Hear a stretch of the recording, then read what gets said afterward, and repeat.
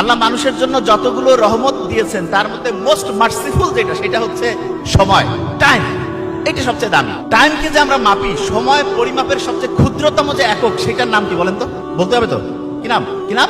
Very fine, second. এবার আপনি সেকেন্ডের সংজ্ঞা যদি গুগলে সার্চ করেন অবাক হয়ে যাবেন। সেকেন্ডকে আগে পরিমাপ করা হতো একটা গোটা দিন, ওইটাকে ৮৬,৪০০ ভাগে ভাগ করা হতো, হওয়ার পরে তার একটা ভাগকে একটা সেকেন্ড বলতো। কিন্তু বিজ্ঞানীরা পরবর্তীতে দেখলো যে এই পৃথিবীতে বহু সাগর আছে, মহাসাগর আছে, তারপরে সোলার সিস্টেম, এইখানে মাঝে মধ্যে জোয়ার ভাটা হয়, মাঝে মধ্যে হচ্ছে গ্রহ উপগ্রহের গতিবেগের একটু তারতম্য দেখা যায়।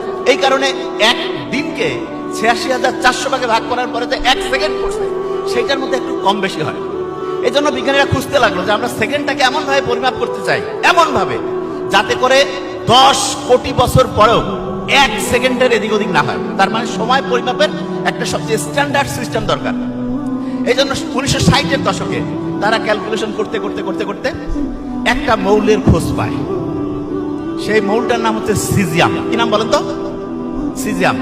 কারো কাছে যদি গুগল গুরু থাকে, সার্চ করেন। সিজিয়াম 1A গ্রুপের মৌল। পর্যায় সারণীতে ১১৪টা মৌল আছে না, তার মধ্যে 1A গ্রুপে আছে সিজিয়াম। আপনি সার্চ করতে থাকেন, সিজিয়াম যেই পর্যায় সারণীতে আল্লাহ সেট করেছেন, কত নাম্বারে কেউ কি জানেন? কততে? ৫৫। Very nice. Surah Ar Rahman, most merciful, এটা কোরআনের কত নাম্বারে আল্লাহ সেট করেছেন?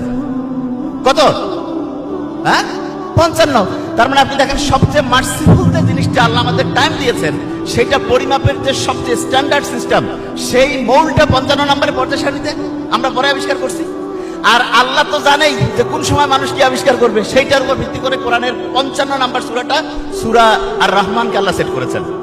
আপনার কি মনে হচ্ছে এটা কাকতালীয় ব্যাপার? আমার কথা কি আপনারা বুঝতে পারছেন আমি কি বলছি? মনে হয় অনেকে বুঝতে পারেনি। আরো সহজ করে বলি, সিজিয়াম যে মৌলটা আছে, এই মৌলের মধ্যে প্রতি মুহূর্তে কম্পন হয়। আচ্ছা, আপনারা কি জানেন এই যে পানির যে বোতলটা, এটার মধ্যে কিন্তু অণু পরমাণু আছে, কাঁপতেছে, প্রতি মুহূর্তে কম্পন হচ্ছে। ঠিক তেমনি করে সিজিয়াম পরমাণুর ওই মৌলের মধ্যে প্রতি মুহূর্তে কম্পন হচ্ছে। এবং এই কম্পনটাকেই আমরা সেকেন্ডের সাথে যদি ম্যাচিং করি, তাহলে ১০ কোটি বছর সময় যাওয়ার পরেও এক সেকেন্ড টাইমের এদিক ওদিক হবে না। তার মানেটা কি? তার মানে হচ্ছে সিজিয়াম পরমাণুর কম্পন এবং সময়ের যে ক্ষুদ্রতম ভাগ এক সেকেন্ড, এটা একদম একটার সাথে আরেকটা অঙ্গাঙ্গি ভাবে সমান সমান মিলে যায়।